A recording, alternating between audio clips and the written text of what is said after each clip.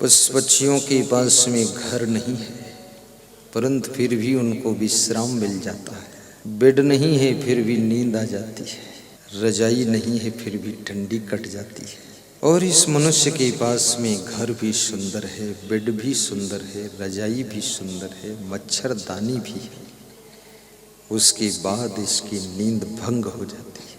रात भर कभी कभी सोचता रहता है, आंखें बंद करके सोचता रहता है, आंखें खोल कर भी सोचता है, दिन भर सोचता है, बाथरूम में स्नान करते करते भी सोचता है, रास्ता चलते चलते सोचता है।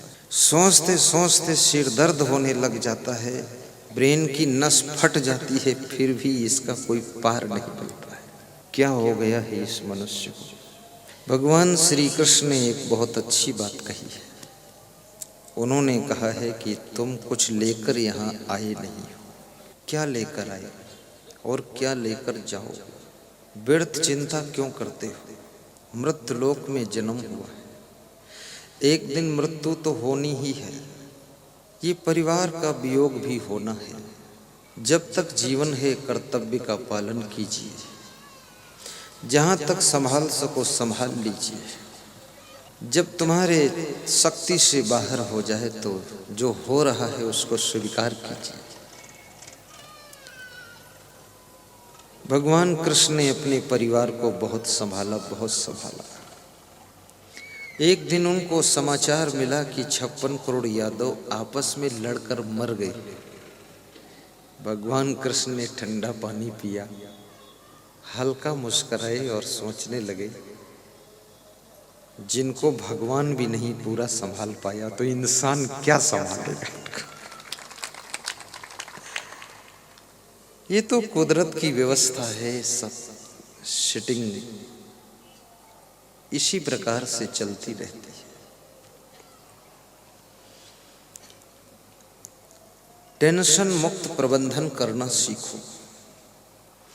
बड़ी बड़ी फैक्ट्रियां चलाओ, बड़ी बड़ी फैमिलियों को संचालित करो, बड़े बड़े आश्रमों का नेतृत्व करो, लेकिन अपने आप को समझा लो कि ये सब खेल आंख खुली है तब तक है, आंख बंद हो जाएगी मेरे लिए खेल खत्म हो जाएगा।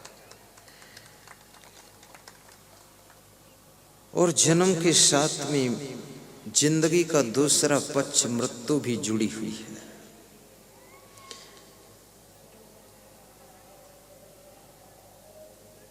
कब कहां जीवन की शाम हो जाए किसी को पता नहीं। क्या भरोसा है इस जिंदगी का? साथ देती नहीं है किसी का। क्या भरोसा है इस जिंदगी का?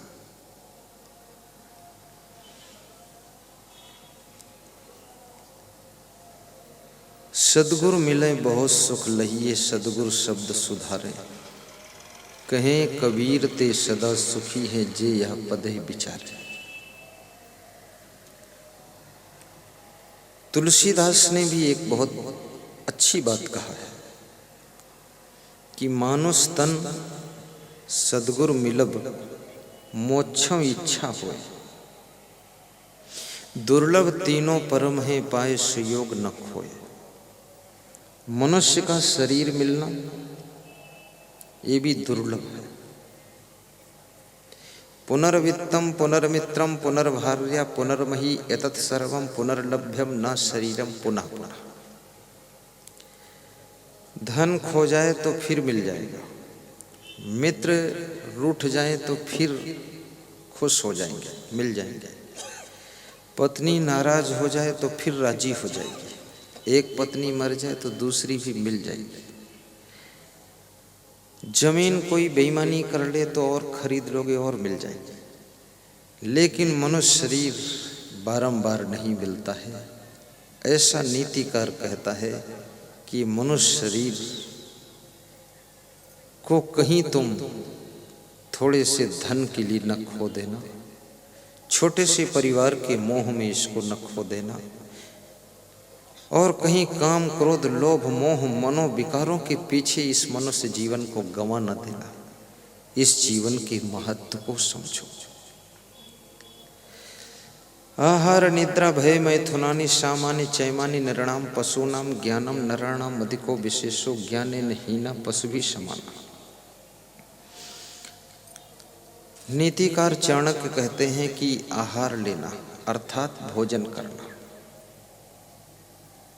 निद्रा लेना, भयभीत होना, बच्चों को जन्म देना, इतना काम पशु पक्षी भी करते हैं और मनुष्य भी करता है।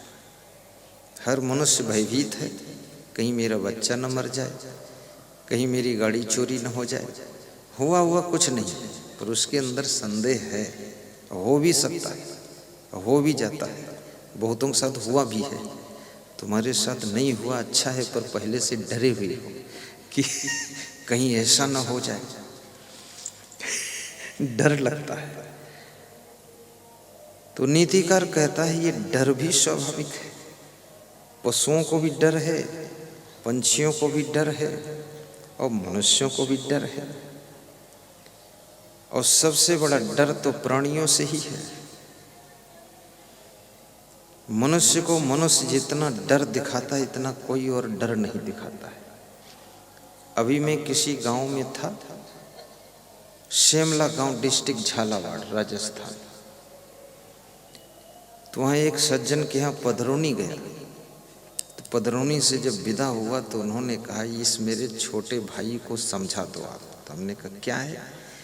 बोले ये अपनी पत्नी को रोज डरवाता है कि ज्यादा कुछ कहोगी तो साधु बन जाऊंगा। तो उसकी पत्नी ने कहा इसको थोड़ा समझा दो मेरे पति को, 20 साल हो गए हमको धमकी देता है साधु बन जाऊंगा, और जब बोलता साधु बन जाऊंगा तो मैं डर जाती हूँ, मैं चुप हो जाती हूँ, ये गांजा पीता रहता है। और कुछ नहीं बोलती हूँ, गांजा पीता रहे तो कभी नहीं बोलता साधु बनूंगा। तो मैंने कहा ये धमकी देने वाले लोग साधु नहीं बन सकते। जो गांजा नहीं छोड़ सकते हैं वो इतना बड़ा मनोविकार विषयों का काम वासना को कैसे छोड़ सकते हैं? गांजा, भांग, अफीम, चरस, बीड़ी, सिगरेट पीने वाले इन व्यसनों को जो ना छोड़ सके, मन बस में करना क्या जाने, वो मन कैसे बस में करेंगे? छोटा सा गांजा नहीं छूट रहा है और धमकी देता है कि सब पत्नी परिवार छोड़ दूंगा। मैंने कहा इसकी झूठी धमकी है, इसको तुम डांट डपट के सुधारो सब लोग। तो मैंने उससे पूछा सच में साधु बनना चाहता? तो मैं आया हूँ, चल मेरे साथ। अरे बोले मैं तो जिंदगी में साधु नहीं बनूंगा। अब साधु क्या बनेगा? साधु बनना बहुत सुखद है, साधु में सुख है, और इसी सुख शांति के लिए मैं भी साधु बना हूँ। मैं 9th में पढ़ता था तभी सोचा था सुख कहाँ है, तो मुझे लगा साधु में सुख है, इसलिए मैं साधु बना था। लेकिन साधु में एक विशेष बात है, खाली कपड़ा पहन लेने से साधु नहीं बनता कोई, कि पगड़ी बांध लो और पहन लो और ऐसा सोच लो। और मेरे जैसे कपड़ा पहने कोई मिल जाए तो साधु मान भी मत लेना।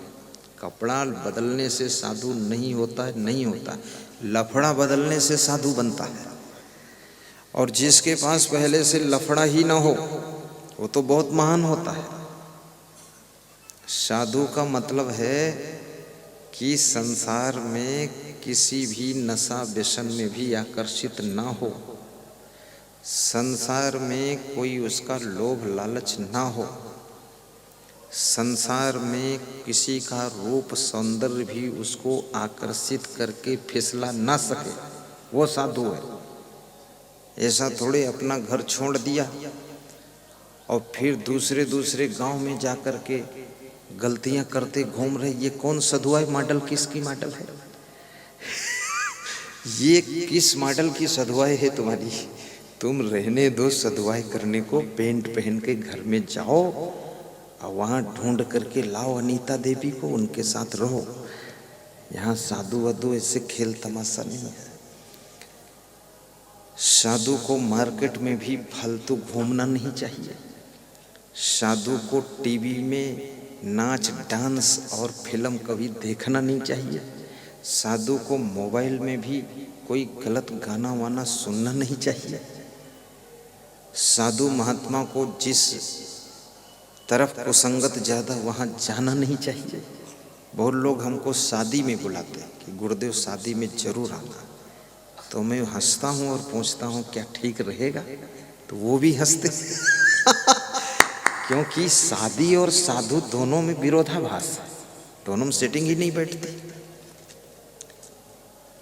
और शादी में साधु को मोबाइल से आशीर्वाद ले लेना चाहिए, आना चाहे तो भी कह दो 2-4 दिन बाद आना है, निपट जाने दो हुड़दंग ये सब।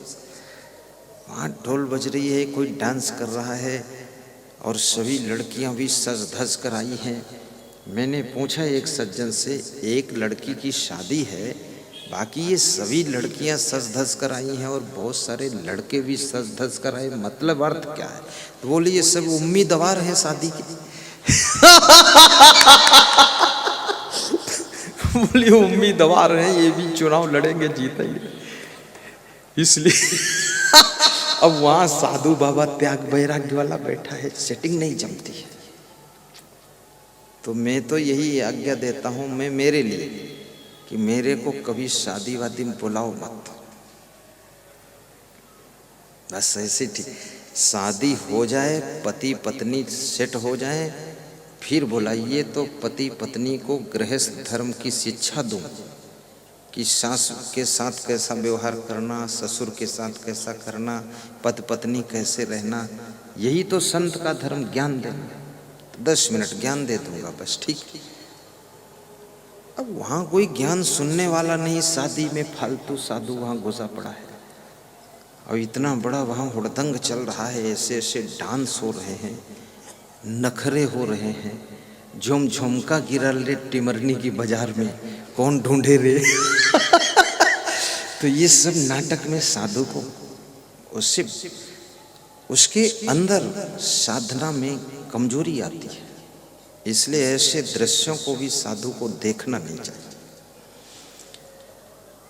और साधु महात्मा को जिस घर में बहुत ज़्यादा लड़कियां हैं उस घर में सोना भी नहीं चाहिए। लड़कियां हैं, नौजवान बहुएं हैं, दूर रहो। इसलिए हम हमेशा ऐसे घर में निवास करते हैं जहाँ कोई न रहता, बस छुट्टी। जैन धर्मशाला में हूँ, कोई नहीं है, केवल हम लोग हैं।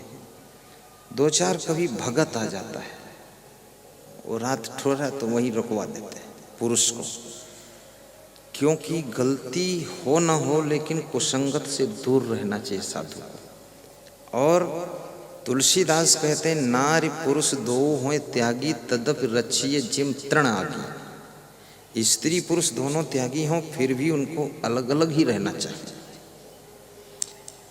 क्योंकि घास, सूखी घास और अग्नि पास पास रख दोगे तो सुलग सुलग कर जल जाएगी। ऐसे ही इतना महान पुरुषों ने मना किया, समझाया।